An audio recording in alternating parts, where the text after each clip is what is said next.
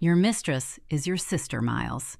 Vivian held Harrison's notarized declaration between them as rain rattled the roll-up door at Crow Storage on Harbor Road. I watched Miles stare at the signature while Camille backed into the shelf, knocking the framed photograph crooked. Audrey gripped the cabinet and asked, "Did you know?" His lips moved, but nothing came out. Then I understood what Vivian had paid to conceal and why she had tried to install herself in my house. But this story began before the cabinet opened, before that sealed document slid into Vivian's hand and drained the color beneath her makeup. The brass spare key sat warm in my palm, its square teeth pressing crescents into my skin. Miles had handed it to me at our house closing in Brookhaven, smiling as if brass could guarantee permanence. On Thursday morning, May 14th, I was still holding it when Vivian Lane swept into my kitchen carrying a leather document folder. Orange blossom furniture polish followed her through the doorway, the scent clinging to her cardigan and the 2 canvas bags Audrey carried behind her. Vivian did not take off her sunglasses before saying, "Both sales are final and I move in Saturday." I looked at my mother-in-law, then at Audrey. My daughter stopped beside the kitchen table, one hand still hooked through a canvas handle. At 26, she had learned in the ambulance service not to waste words around people determined to avoid reality. "You sold both places?" she asked. Vivian removed her glasses and straightened the framed photograph beside my pantry door. It had been crooked by less than an inch. She adjusted it twice. The bungalow brought $468,000. The lake cottage brought $312,000. Keeping empty property is sentimental nonsense. Selling was practical. Vivian opened the folder and placed both closing statements on my kitchen table, flattening each page with her fingertips. I counted the concrete losses first: liens, taxes, and closing costs, totaling $86,000. Then I counted what Vivian expected from me: 1 bedroom, 1 bathroom, space in my workshop overflow, and the indefinite surrender of mornings that had belonged to coffee and silence. Miles was supposedly traveling for restaurant equipment accounts again. He had not mentioned his mother's plan. The key shifted between my damp fingers. "Did Miles agree to this?" I asked. Vivian's mouth tightened. Miles gave me the spare key. He said family arrangements don't require negotiations. Audrey set the bags down and looked directly at her grandmother. "When did Dad say that?" Vivian crossed to another picture, this one of Miles, Audrey, and me at the coast, and nudged its left corner upward. "Recently enough," she said. "Rebecca has too much house. Miles is rarely here, and I am 74. This restores a sensible arrangement." She called it restoration, as if my marriage were one of the walnut cabinets in my workshop. Strip the damaged surface, hide the dark patches, charge someone for the repair. Audrey's eyes found mine.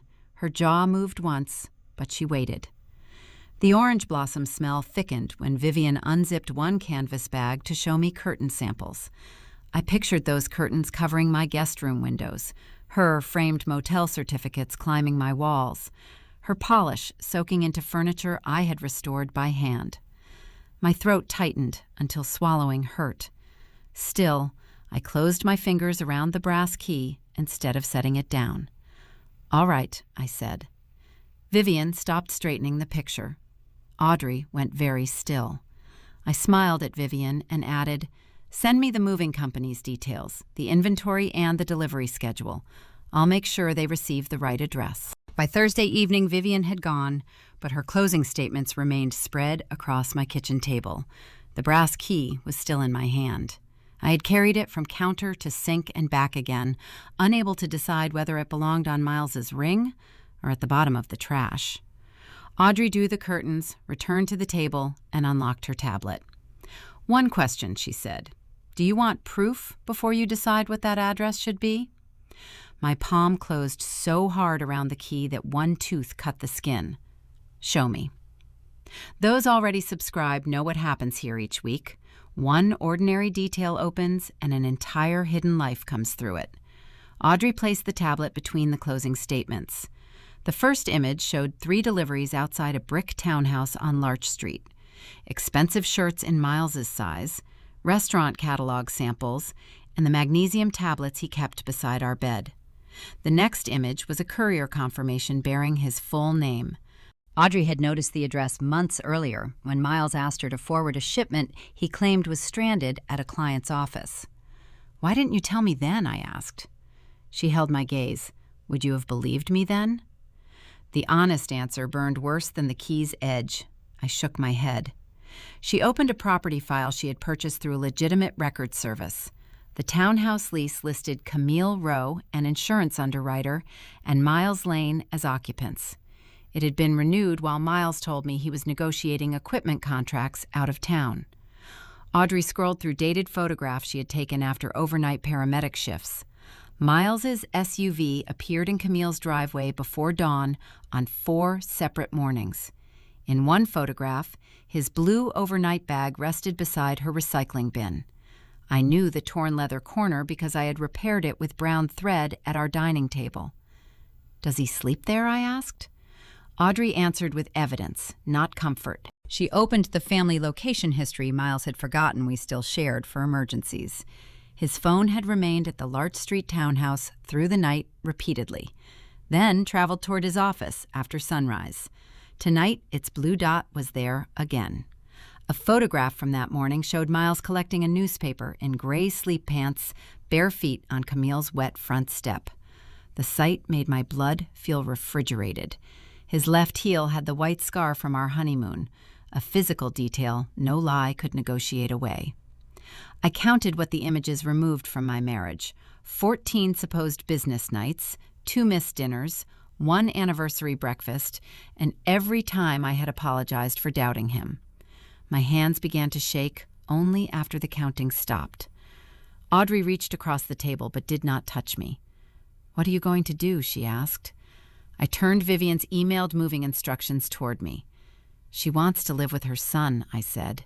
Audrey glanced from the lease to my face. "At that house?" I opened the destination field, copied Camille's Larch Street address exactly, and pasted it into Vivian's move email. Then I set Audrey's tablet on the kitchen table and left my finger hovering over send. Friday afternoon brought hard spring sunlight across the kitchen tiles. The closing statements and Audrey's tablet still occupied the table, and the brass key rested inside my fist again. I had sent the revised move email that morning. Vivian arrived after lunch carrying a box of shelf liners and smelling strongly enough of orange blossom polish to erase the lemon oil from my workshop clothes. She inspected the guest room doorway, straightened the family photograph by the pantry, and said, "The selling agent found an excellent crew. They need only confirm access." I smiled. "I've prepared everything." A white moving truck turned into our driveway. Vivian had hired the company through the agent who sold her bungalow, and the crew had been told to meet us in Brookhaven for the destination check. Dylan Kerr climbed down first, carrying a metal clipboard. He was 34, broad-shouldered, and careful in the way of someone who knew that one wrong address could become a day of unpaid labor. Mateo Ruiz followed him from the passenger side with an inventory scanner. Dylan introduced Mateo as his assistant from their moving depot. Mateo had spent the morning loading Vivian's possessions at the bungalow before the truck was secured overnight. "We confirm every destination twice," Dylan said when I met them in the driveway. He checked Vivian's name, then looked toward my house. "Saturday delivery to the New Lane residence?" Vivian answered before I could. "Correct. My son and daughter-in-law will receive me." Audrey stood just inside the open garage, arms folded over her paramedic station T-shirt. Her face showed nothing, but she watched my right hand. Mateo raised his scanner and began reading the inventory aloud. 12 kitchen cartons, 8 framed picture cartons, 4 lamps, 1 cedar chest. Orange blossom polish breathed from the truck whenever the wind crossed its rear doors. Dylan asked whether the front steps at the destination required a ramp. I told him the entrance was short and paved, matching the townhouse photographs Audrey had shown me. On Saturday morning, May 16th, Audrey parked opposite Larch Street and cut the engine. I sat beside her with the brass spare key clenched in my hand, watching the white moving truck turn between 2 rows of flowering dogwoods. Vivian rode in the cab with Dylan Kerr, and climbed down wearing cream slacks, low heels, and the polished leather handbag she carried to every closing at her motel. She surveyed the narrow townhouse as if evaluating a disappointing room. Rebecca said the entrance was paved, she told Dylan. This cannot be right. Dylan lifted his clipboard and showed her the printed destination sheet. He read the street number once, then again. This is the confirmed address, Mrs. Lane. Vivian stared at the front door. The confusion on her face was too bare to fake. She had not known where Miles was living. Mateo Ruiz opened the truck and orange blossom furniture polish scent drifted across the street. He rolled down the ramp and announced each label as he worked. Vivian Lane, kitchen. Vivian Lane, framed pictures. Vivian Lane, primary bedroom. Dylan directed him to stack everything temporarily on the driveway while access was settled.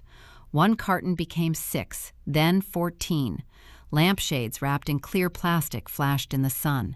The cedar chest landed with a hollow wooden thud. Vivian's entire decision to move into my Brookhaven house began filling the driveway of the woman who had taken my husband in. Audrey's hands remained fixed on the steering wheel. A tendon jumped in her jaw. "Does he know?" she asked. "Not yet," I said. My throat tightened around the answer, but I kept watching. "If you discovered your husband's second home this way, would you stay in the car or cross the street immediately? Tell me in the comments what you would have done in my place." I had chosen to sit still long enough for the truth to open its own front door. The door opened. Miles stepped out barefoot, wearing gray sleep pants and the navy t-shirt I had packed for one of his supposed business trips. At 50, my husband could still make irritation look like authority. He managed restaurant equipment sales, and he used the same narrowed eyes on delayed shipments and inconvenient people. He looked at the truck, the cartons, and his mother. Then he saw Audrey's car across the street. Color drained from his face. "Mom, this is a misunderstanding," he called. Vivian did not answer. She bent over Dylan's clipboard, stabbed 1 manicured finger against the destination, and demanded to know who had supplied it. Dylan looked toward me through the windshield. "Rebecca Lane confirmed every digit yesterday," he said, "but the customer is disputing delivery, so nothing enters the residence until that is resolved." Audrey opened her door. I followed, stepping onto the opposite curb with the brass teeth cutting deeper into my palm. Miles came down the path as if he could block all 4 of us with his body. "Rebecca, you redirected my mother's move?" he asked. I counted the visible losses instead of answering. His overnight bag inside the doorway, men's dress shoes beneath the hall bench, my blue ceramic travel mug on the windowsill. Audrey looked past him. "You live here," she said. It was not a question. Miles rubbed both hands over his face and called the townhouse a temporary arrangement, the affair a complicated misunderstanding, and his months of lying business pressure. Each phrase sounded polished from repeated use. A woman appeared behind him in a pale green robe. Camille Rowe was 39, dark-haired, and composed even without makeup. Audrey had found her name on the lease and her job as an insurance underwriter, but a search result had not prepared me for the familiar ease with which she stood in Miles's doorway. Camille asked why a moving truck was unloading Vivian Lane's property onto her driveway. At the sound of her name, Vivian went rigid. Camille's expression changed too. Not surprise, but recognition. Miles turned and placed his hand at Camille's waist, guiding her back from the steps. Vivian watched his thumb press into the robe's belt. Her polished handbag slipped from her fingers, struck the pavement, and burst open. Lipstick, receipts, and a silver pill case scattered beside Vivian's shoes. Nobody moved until Audrey crouched, gathered the items without looking at her grandmother, and put them back into the handbag. Miles told Dylan to stop unloading. Dylan repeated that the address was now disputed and led Mateo to the far edge of the driveway, where the labeled cartons formed a wall between the truck and Camille's garage. I crossed that driveway because Miles had already spent months counting on my reluctance to make a scene. "Inside," I said. My voice came out lower than I expected. Camille stepped aside. Audrey entered behind me, and I walked into the townhouse hallway, still holding the brass key to the home Miles had abandoned. His life was arranged in physical details. His sales briefcase rested beside Camille's umbrella stand. 4 restaurant supply catalogs lay on a console. A framed photograph hung crooked above them, showing Camille beside an older woman whose eyes resembled hers. I recognized the woman from Audrey's search as Felicity Rowe, Camille's mother, a former county tax assessor who had died after Harrison Crow's funeral. Vivian saw the photograph and immediately straightened it. Her fingers trembled against the frame. That nervous habit belonged to every Lane family argument. If a picture sat level, Vivian could pretend the people beneath it were not coming apart. Camille watched her hand. "You remember my mother," she said. Vivian withdrew her fingers as though the glass had burned her. Miles planted himself between me and the living room. He said he had stayed there only during demanding sales weeks, then admitted that some personal boundaries had blurred. "Blurred?" Audrey asked. One word, flat and surgical. Miles insisted that he loved me, that he had never intended to leave our marriage, and that nothing about the townhouse changed his responsibilities as my husband or her father. I counted 3 toothbrushes in the open bathroom beyond him, 2 men's jackets on the stair rail, and 1 framed photograph of Miles and Camille at a waterfront restaurant. "Which part is temporary?" I asked. Miles glanced toward the photograph. "Rebecca, you're taking evidence and building the worst possible interpretation. This whole thing is a misunderstanding." Sweat had darkened the collar of his T-shirt. "Would you forgive a husband who called a second home a misunderstanding, or would forgiveness be finished? Put your choice in the comments." I had not yet heard the piece that changed this from an affair into something far older, and that answer was waiting inside Camille's files. Vivian recovered before I did. She closed the front door, shutting out the wheels rattling over pavement, and faced Camille with the cold efficiency she once used on motel guests disputing a bill. "Return the money," she said. Camille folded her arms. "Which money?" Vivian's mouth tightened. "The $120,000. This practical arrangement has clearly failed." Miles looked from his mother to Camille. His forehead creased slowly, as if the amount required translation. "What money?" he asked. Vivian told him it was private and unrelated to his behavior. Camille gave a short, unbelieving laugh. "You came into my house with your furniture, and now privacy matters?" My palms went damp. Until that moment, I had believed Vivian's ignorance at the curb was complete. Yet she knew Camille's name, knew her mother's face, and knew an exact sum.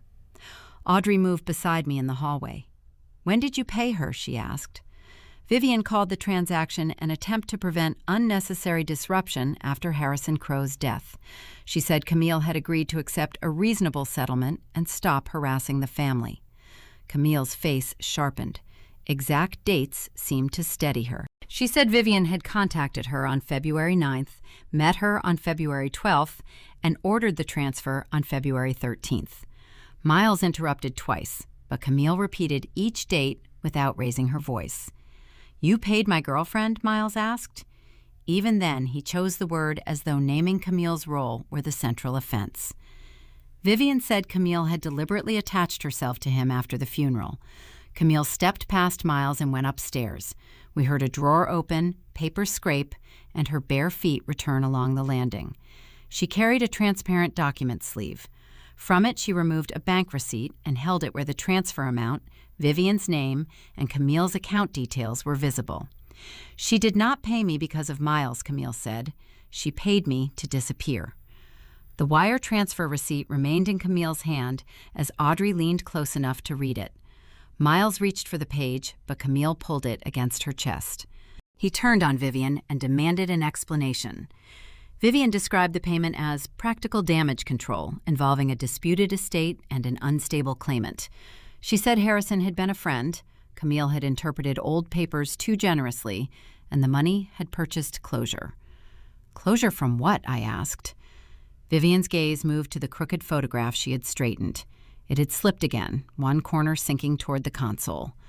Camille said her mother Felicity had prepared a probate claim after Harrison's funeral, but had died before filing it.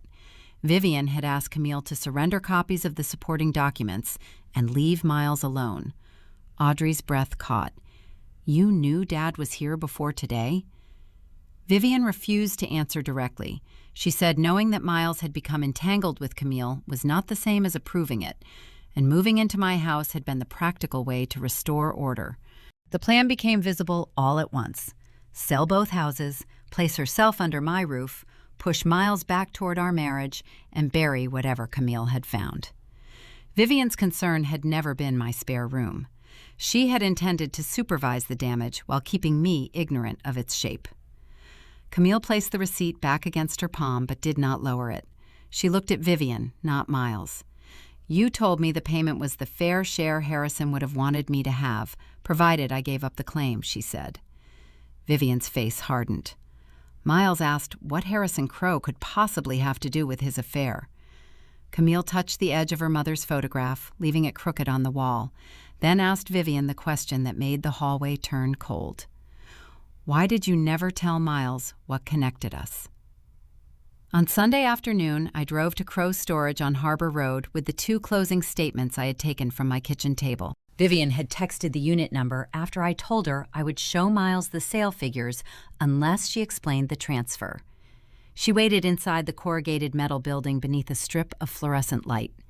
The orange blossom scent had concentrated in the enclosed unit until every breath tasted sweet.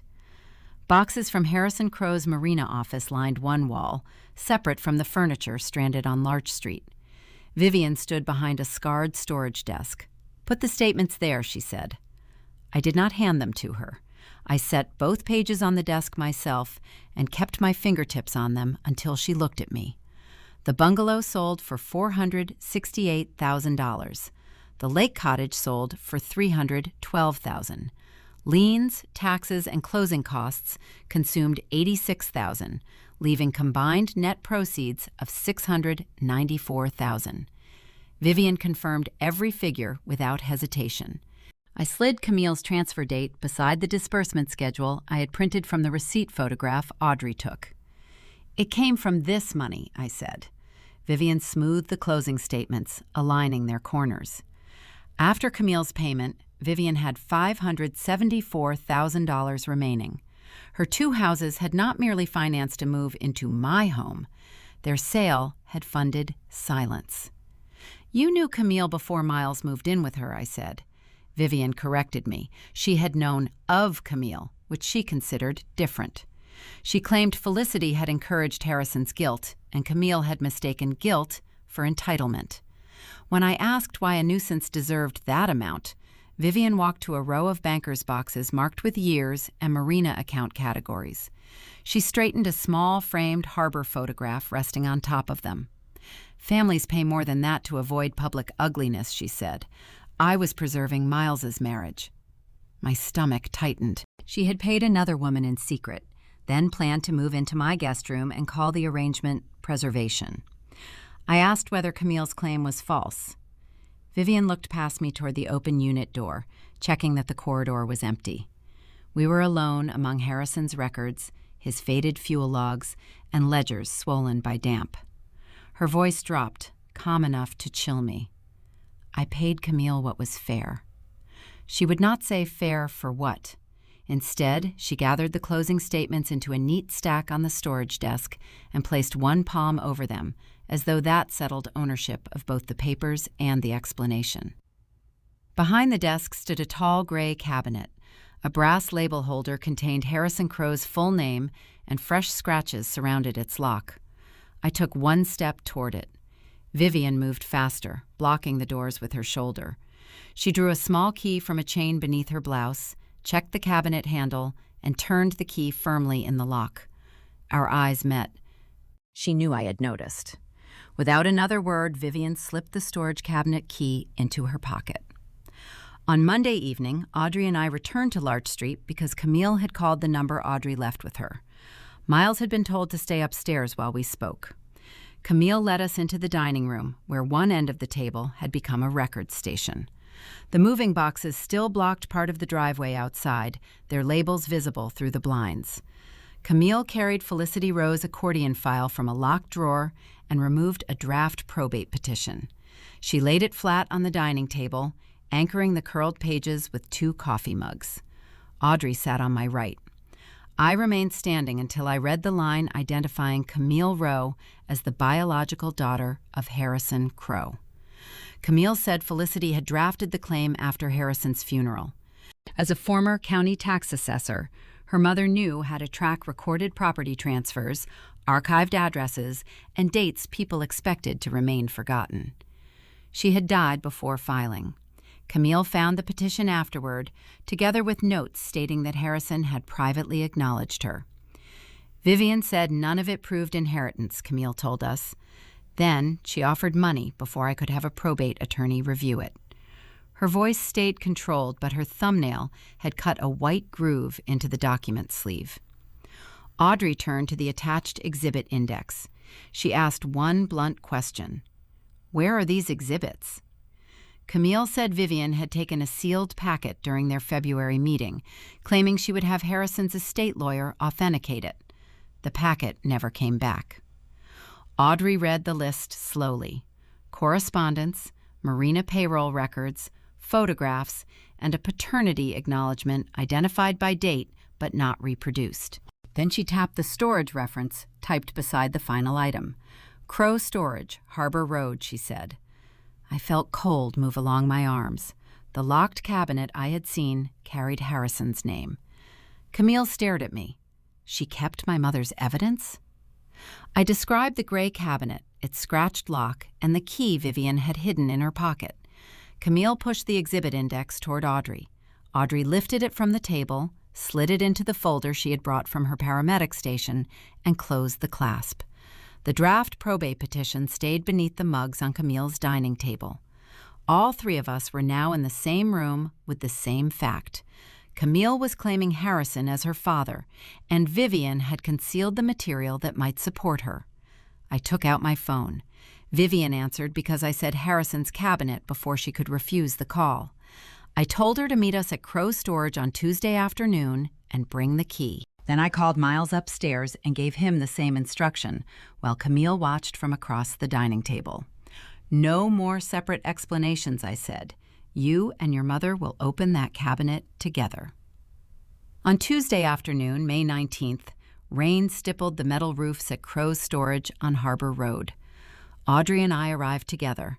Miles came in behind Vivian, his jaw set as if anger could still organize the room. Camille arrived last, carrying the crooked-framed photograph from her hallway against her chest. She had lifted it from its hook before leaving Larch Street because it showed Harrison beside Felicity at the marina. Without explaining, she set it on a storage shelf. I reached to straighten it, then stopped. Vivian stood beside Harrison's gray cabinet with one hand buried in her coat pocket.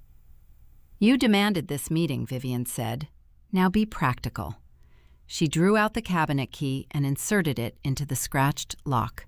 The tumblers clicked heavily. Inside were marina ledgers, envelopes bound with brittle rubber bands, 2 closing statements, and a sealed document sleeve. Orange blossom furniture polish clung to the papers. Vivian placed the closing statements on the storage desk. One showed the bungalow selling for $468,000. The other showed the lake cottage selling for $312,000. Liens, taxes, and closing costs had taken $86,000, leaving combined net proceeds of $694,000. Camille opened Audrey's folder and matched the exhibit index to labels inside the cabinet. Her finger stopped at the acknowledgement. Vivian snatched the sealed sleeve first. For 3 seconds, nobody moved. Rain rattled the roll-up door, and somewhere along the corridor, a loose chain struck metal with a slow, repeating clang. Vivian broke the seal. A notarized sheet slid into her hand. I watched the color drain from beneath her makeup as she read Harrison Crowe's declaration identifying Miles Lane as his biological son and Camille Rowe as his biological daughter. Miles gave a dry laugh. "That's another misunderstanding." Vivian looked at him, and something in her face became older than 74. She held the page between them and said, "Your mistress is your sister, Miles." My blood seemed to stop inside my arms. Audrey gripped the cabinet edge and asked her father one blunt question. "Did you know?" Miles stared at Harrison's signature. His lips moved once, but nothing came out. Camille backed into the shelf, knocking the framed photograph crooked again. I counted what the paper changed. 27 years of marriage, 4 claimed business trips since January, 2 houses sold, $120,000 wired to Camille. Vivian had not paid her merely to end the affair. She had paid to bury a daughter, conceal Harrison as Miles's father, and keep Miles's marriage intact before anyone compared names. Vivian folded her arms and called it practical. She said Harrison had wanted acknowledgement without scandal, and she had liquidated both properties before Camille could turn private facts into an estate claim. You knew they were related, I said. Vivian's eyes shifted toward the locked corridor instead of mine. That was answer enough. Camille took the notarized acknowledgement directly from Vivian's hand and held it against her mother's exhibit index. Her fingers shook so hard the paper whispered. Audrey understood that Harrison had been her paternal grandfather. Miles understood that the man he had known around the marina had been his father. I understood why Vivian had tried to install herself in my house. She needed control of Miles, access to me, and distance between Camille and the records. Camille said she needed an attorney. I told her she needed to preserve the filing date first. The signed petition had remained on her dining table, but she had scanned it into her phone before coming. She attached the scan, the exhibit index, the wire transfer receipt she carried, and photographs of the acknowledgement through the county's electronic probate filing portal. When she hesitated over the final button, I held the phone steady without touching her choice. File your claim, I said. Camille pressed submit. The confirmation appeared, and she raised the notarized acknowledgement against her chest. Miles slid down the cabinet until he was sitting on the concrete floor. Minutes later, nobody had found a sentence large enough for the room. Camille stood near the shelf with Harrison's acknowledgement in her hand. Miles remained on the floor, knees raised, his expensive sales shoes streaked with cabinet dust. Vivian returned the key to her pocket and began aligning the closing statements on the desk, squaring their edges as if neat paper could repair bloodlines. I straightened a small framed marina certificate beside her without thinking. My palm was damp when I pulled it away. Even then, part of me still responded to disorder by making it presentable. Miles finally looked up at me. Rebecca, I didn't know about Harrison. Camille didn't know. This doesn't have to destroy us. He called the affair, the townhouse lease, and months of false travel another misunderstanding stitched from separate mistakes. Camille's face tightened. She repeated the dates of his first overnight stay, his lease signature, and the morning he told her he intended to leave me. Then she said, "You don't get to use what Vivian hid as permission for what you chose." She stepped around his outstretched hand. Audrey stood between us in her paramedic jacket, watching her father with the alert stillness she used before asking an injured person where it hurt. "Are you leaving him?" she asked me. One blunt question. My throat closed around every softer answer I had practiced during our marriage. I looked at Miles's bare feet from Saturday morning in my memory, Vivian's boxes filling Camille's driveway, and the brass key he had once pressed into my palm at our Brookhaven closing. "Yes," I said. Audrey nodded once and moved to my side. Vivian stopped arranging the statements. "You agreed I could live with you," she said. She called the move practical, too, as though my house were an empty room on her inventory sheet. I told her the agreement had ended when I learned what she was moving in to control. Her belongings could remain stored until she arranged another address, but she would not cross my threshold. Vivian's hand flew to the cabinet key in her pocket. "You cannot leave him here like this." I looked down at Miles. He chose where he lived. You chose what he knew. Camille crossed the unit and placed the wire transfer receipt beside the closing statements. She photographed both before turning toward Miles. He pushed himself upright and said her name as if it still belonged to a private life. Camille answered that the claim concerned Harrison's estate, not their relationship. She wanted no more calls, visits, or explanations. Then she walked out beneath the raised edge of the roll-up door, crossed the wet pavement, and drove away. Her taillights dissolved red through the rain, while Miles remained inside with his mother. I twisted my wedding ring over the swollen knuckle where I had worn it for 27 years. The skin underneath was pale and indented. When it came free, my hand felt abruptly light and cold. I set the ring on Vivian's storage desk between the two closing statements. Miles rose, but Audrey stepped closer to me. "Rebecca," he said, "please don't turn this into something final." I did not answer. He had used misunderstanding until the word was hollow. Vivian stared at the ring and understood that neither her son nor her furniture was coming home with me. Audrey and I walked beneath the roll-up door. I caught its metal strap and lifted until the unit stood fully open to the late afternoon rain. Air moved through the stacked boxes, carrying Vivian's orange blossom polish scent out across Harbor Road. Inside, Miles leaned against the cabinet while Vivian stood behind the desk, the ring between them. On the shelf, Camille's photograph remained crooked. My hand rose from habit, then dropped. I left it exactly as it was and stepped outside beside my daughter. I am still the woman who walked away without straightening that frame. Subscribe if you want more stories about the moment one final action says everything. 3 days later, I filed for divorce and changed the locks. Audrey helped me move Vivian's boxes to a commercial warehouse, prepaid for 1 month, and mailed her the access code. Miles contested everything until Camille's attorney subpoenaed his lease, travel records, and messages. Then he signed. Harrison's estate settled the following spring. The court recognized Camille as his daughter and Miles as his son, though neither inheritance repaired what Vivian had hidden. Camille received her lawful share and sold the townhouse.